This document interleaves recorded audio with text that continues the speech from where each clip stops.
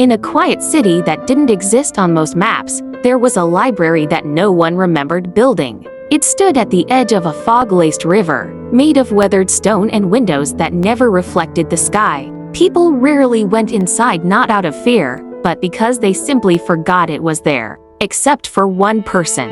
Elias, a quiet man with a habit of collecting secrets, worked as the librarian. Every day he arrived at dawn, brewed tea from herbs grown in the courtyard, and spent the hours cataloging strange books, journals that wrote themselves, dictionaries with shifting definitions, and letters addressed to no one. One afternoon, he found a sealed envelope lying on the circulation desk.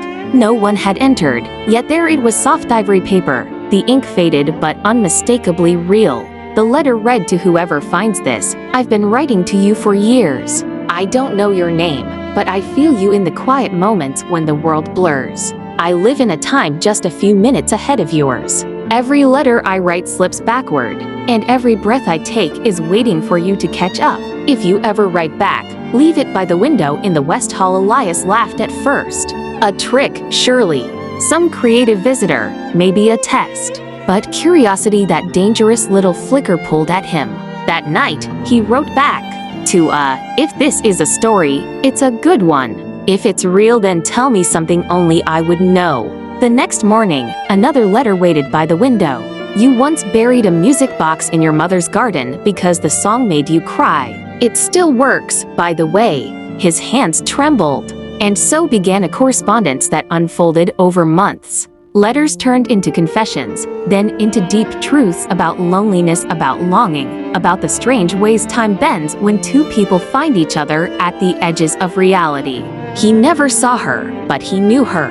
Was brilliant and aching and mischievous. She drew constellations in words and sent pressed flowers that were still warm when he opened the envelopes. Then, one day, she wrote, "I've nearly caught up. 1 minute between us, maybe less. If the river fog clears tomorrow morning, I'll be there."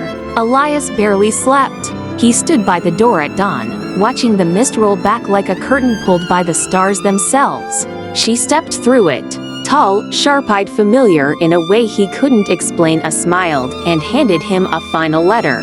"Read this when I'm gone. It's the only one that looks forward." They spent the day together. One day, only one, but time held its breath for them. And the next morning, she was gone. Elias waited weeks before opening the last letter. His hands shook as he unfolded it. Our timelines were never meant to touch. That's why we did. You'll forget me slowly, and that's okay. But I won't forget you because I live in the archive of forgotten things.